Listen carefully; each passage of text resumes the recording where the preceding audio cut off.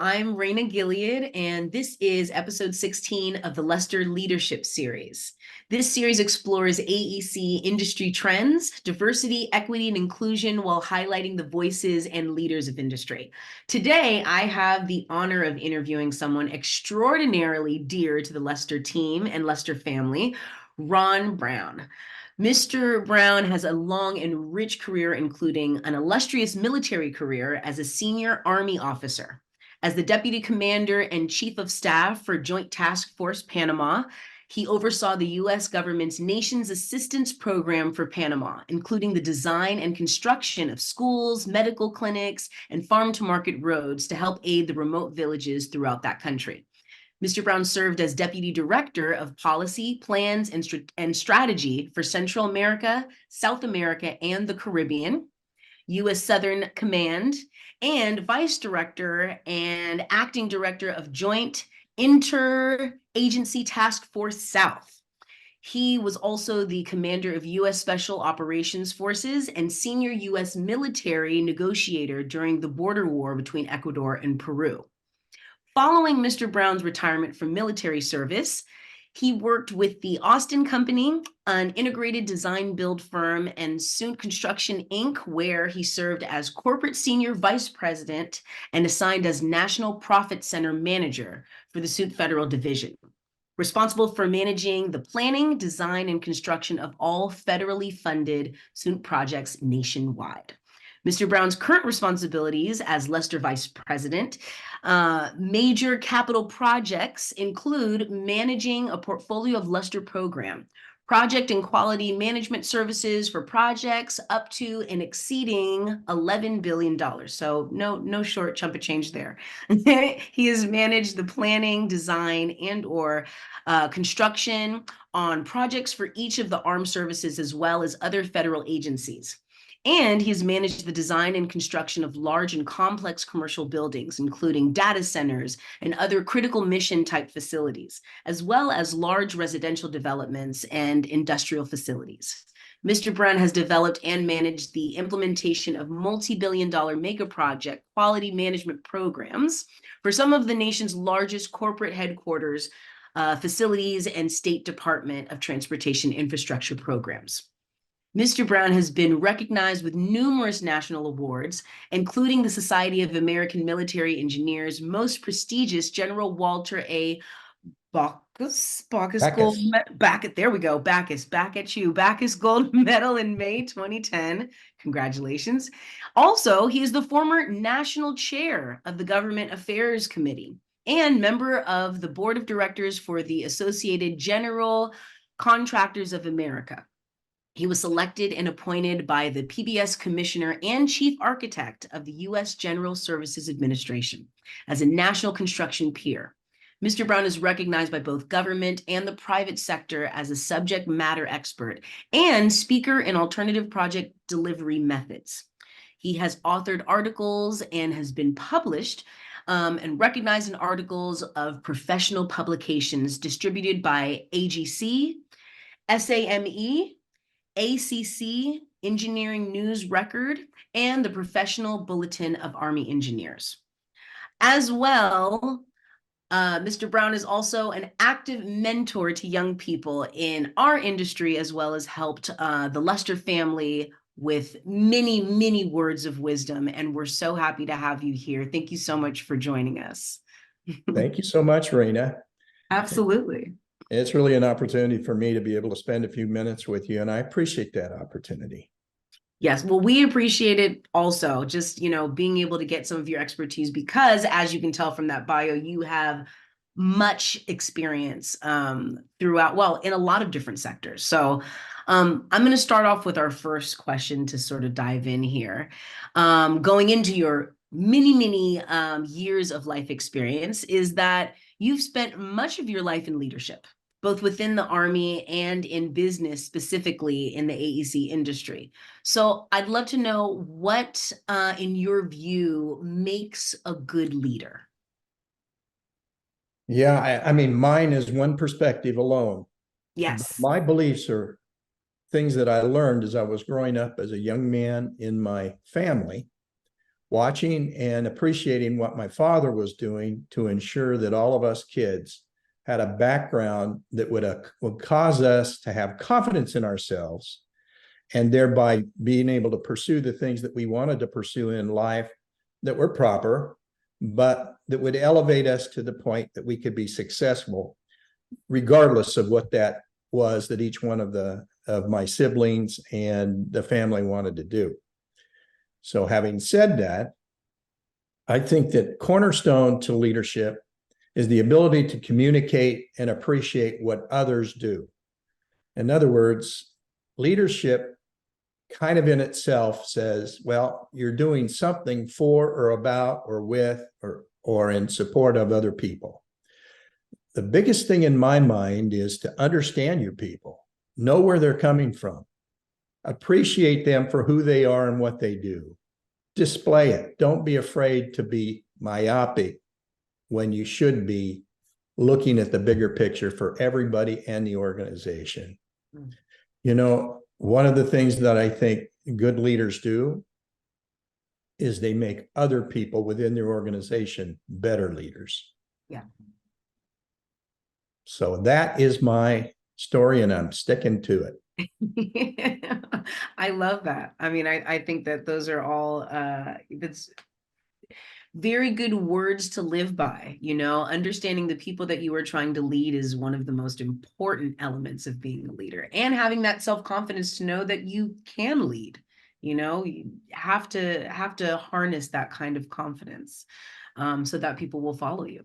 Something you understand. So I would say I want to go into my next question, which is more so about how have your experiences throughout the years shaped your leadership style? There's all different forms of, there's things that you have to do to become a leader. Then once you become a leader, you end up having your own sort of style. So how have your experiences shaped that style? Yeah, that's a great question, Raina, because it seems like as I move through life, I had a different appreciation for different levels that I moved through. And that differential in appreciation was not based on whether something was positive or negative, but the depth and breadth of what I was experiencing. So that it gave me a perspective that I think allowed me to appreciate both the opportunity to lead, but more importantly, the people that we were working with or serving with, doing those kinds of things. That shaped what I thought and think as the cornerstone to leadership, and especially my experiences. Yeah.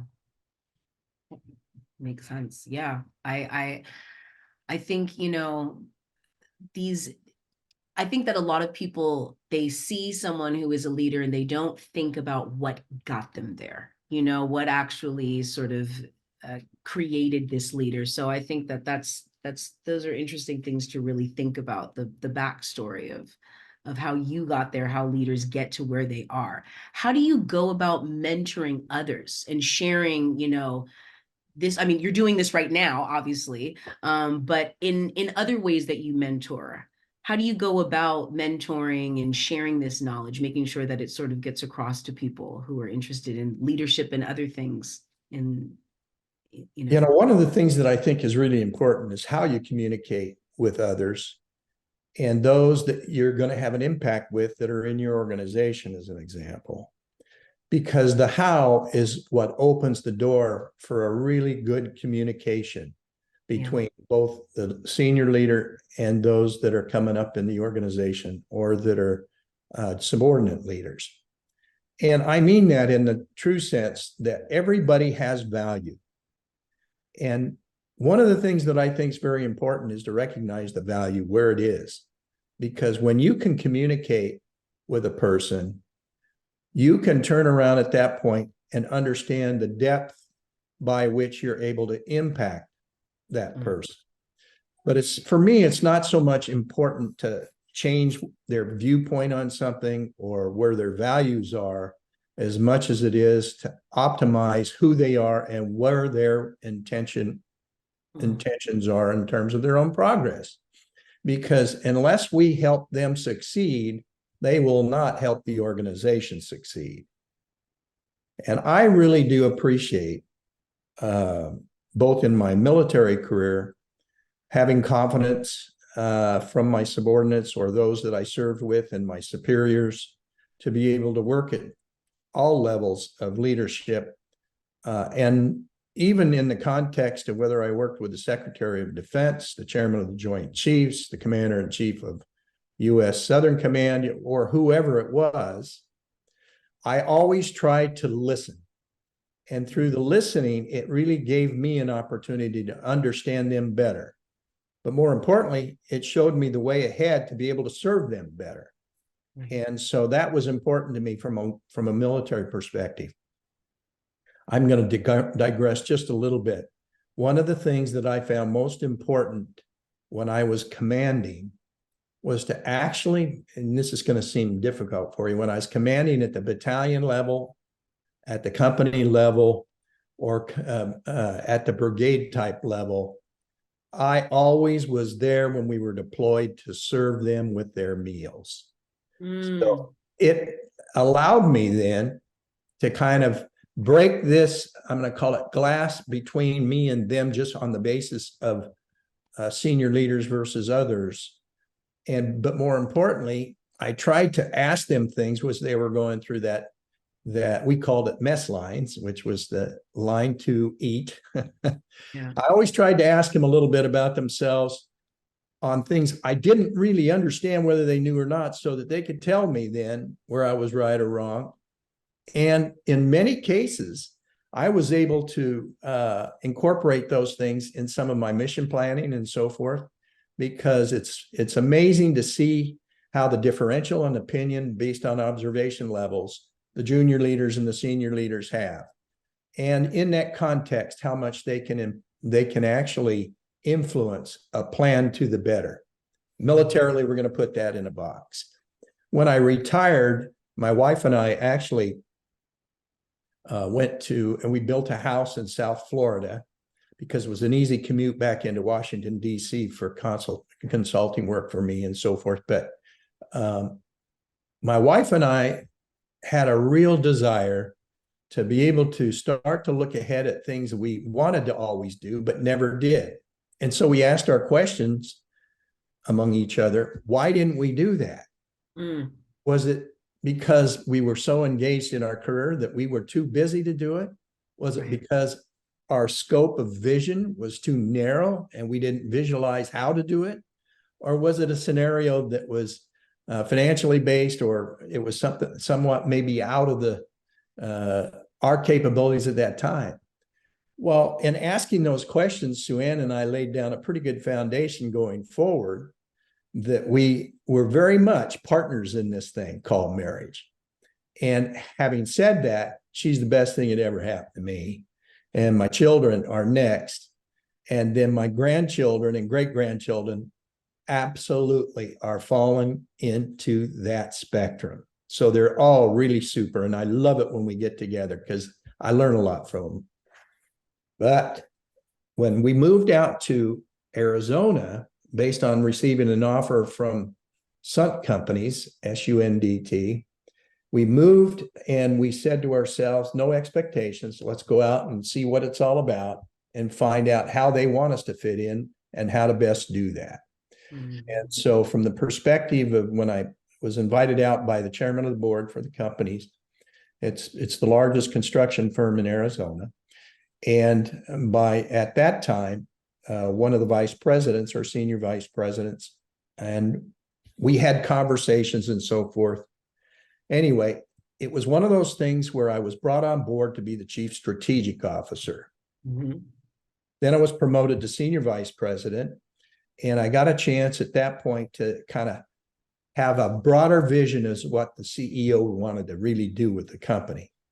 Then I was asked to start the federal division, and they allowed me to handpick the people that I wanted to bring in for leadership and so forth, which was really important.